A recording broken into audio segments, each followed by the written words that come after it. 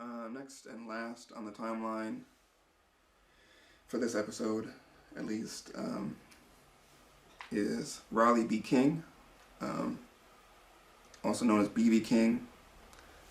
He was born in Mississippi, and his parents were sharecroppers. Um, when he was young, 5 years old, B.B. King's mother moved away with B.B. King to the Delta region of Mississippi, and during that time he was, exposed to a lot of religious community, faith-based communities, spirituals, and so that was kind of an early musical influence.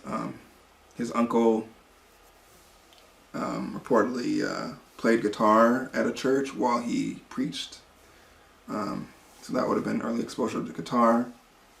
And so when B.B. King's mom was, when B.B. King was around 10, his mother passed away.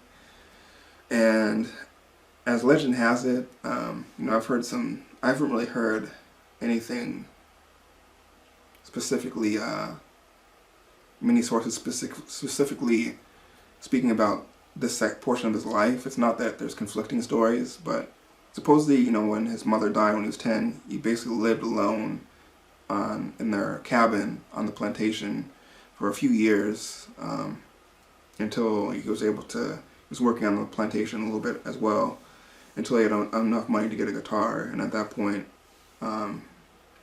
he was able to learn from his cousin Bucka White, and for almost a year, and then he went on to play on street corners and small gigs until he was able to get substantial work. And once he moved to Memphis, after a while, he was able to work for WDIA, which was where Nat D. Williams was working, as I kind of mentioned before. And when he first got there, it was really just to play live on-air covers. He would have like a 10-minute spot he'd be able to play, and eventually they hired him as a DJ, and that was where he got the name Beale Street Blues Boy, which was shortened to Blues Boy or B.B. King. And in the 1950s, he signed with Modern Records.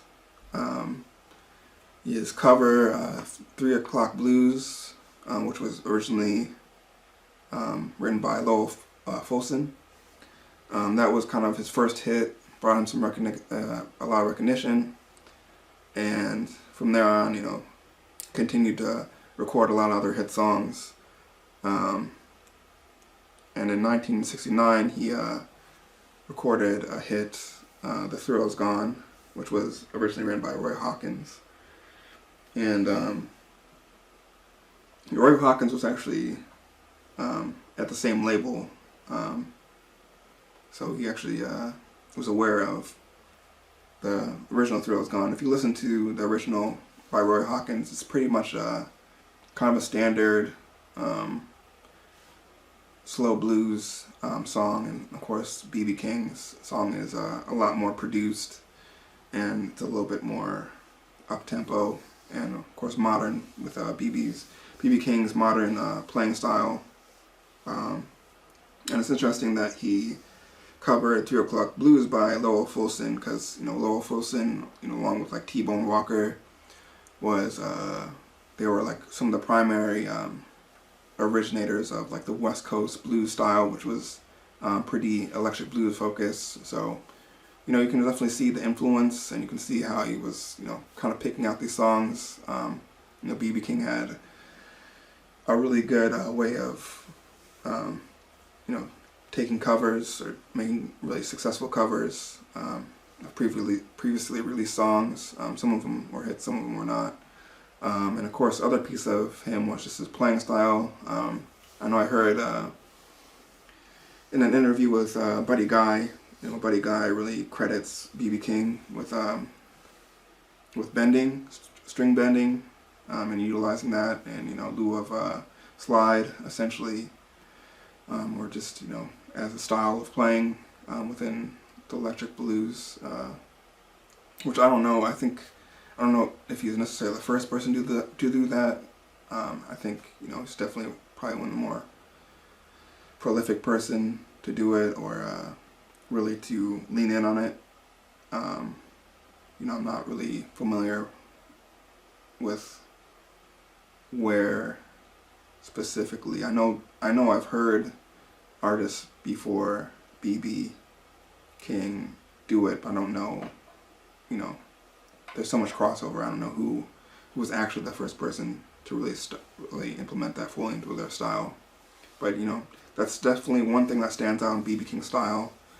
And of course, another thing that always stands out is his a very distinct tenor voice, really good voice, and